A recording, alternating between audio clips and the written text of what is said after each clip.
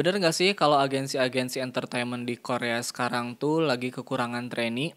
Dan bener gak sih kalau anak muda di Korea saat ini itu udah bisa jadi idol dengan cara mereka sendiri? Jadi ada seorang whistleblower atau orang dalam di dunia entertainment dan dia juga bagian dari sebuah agensi entertainment gitu yang bilang kalau sekarang itu susah banget dapetin trainee. Beda banget sama di tahun 2000-an dulu. Kata dia, calon-calon trainee yang sekarang tuh udah gak mau lagi jadi budak dari sebuah agensi untuk menjadi seorang idol. Sekarang tuh calon-calon trainee-nya udah pada pinter. Meski mereka masih muda, tapi mereka udah ngerti dengan value atau nilai diri mereka sendiri sebagai seorang artis. Bisa dibilang calon trainee sekarang tuh udah gak mandang lagi agensi sebagai dewa gitu atau sebagai sesuatu yang besar, tapi mereka sudah bisa menyetarakan diri dengan agensinya. Jadi sekarang tuh udah banyak banget yang mikirnya kayak dengan visual gue yang kayak gini, gue sih cocoknya masuk SM ya.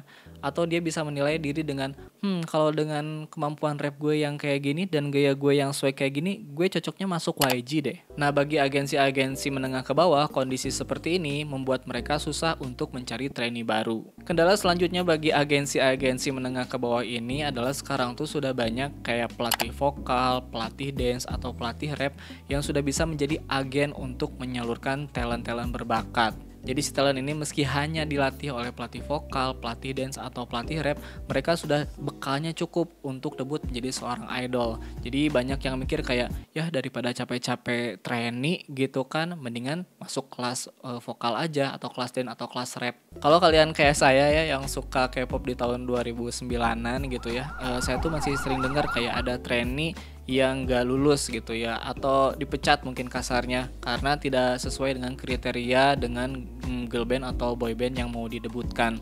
Nah kalau sekarang tuh nggak kayak gitu. Justru sekarang tuh trainingnya yang nentuin sendiri. Aku udah 3 bulan nih di sini. Aku suka nggak ya dengan agensi ini?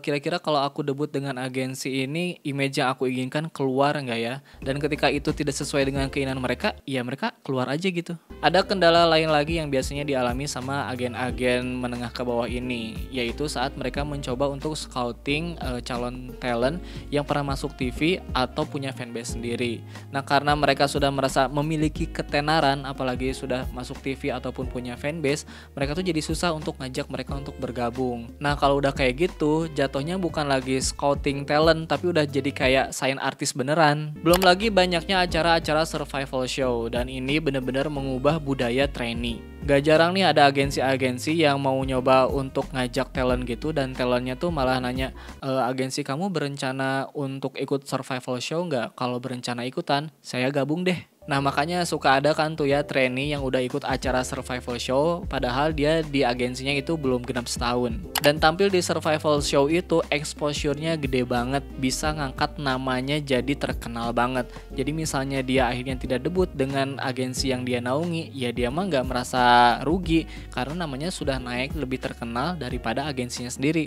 Jadinya kan kasihan gitu sama agensi-agensi ini, cuma jadi batu loncatan aja. Dan ada cerita lucu juga di antara para scouting talent ini ya di agensi-agensi menengah ke bawah ini. Katanya mereka suka ngobrol kayak, lu udah nyoba scouting ke SMA ini belum? Gue baru dari situ ngajakin si A, ternyata dia udah jadi YouTuber dan Instagram, jadinya dia gak mau.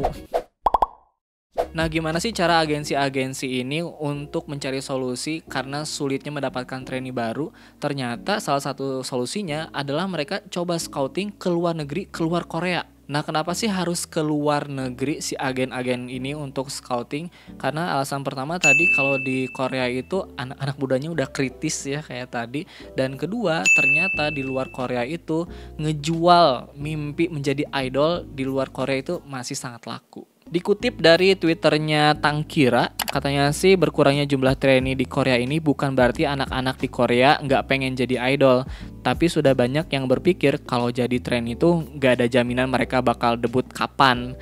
Makanya akhirnya banyak yang milih jadi YouTuber aja atau berkreasi sendiri tanpa diatur oleh agensi.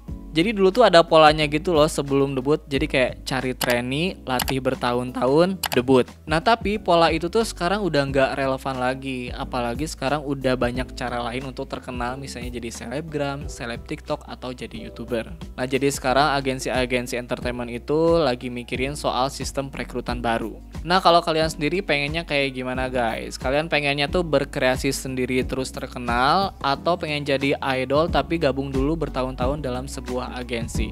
Berikan komentar kalian.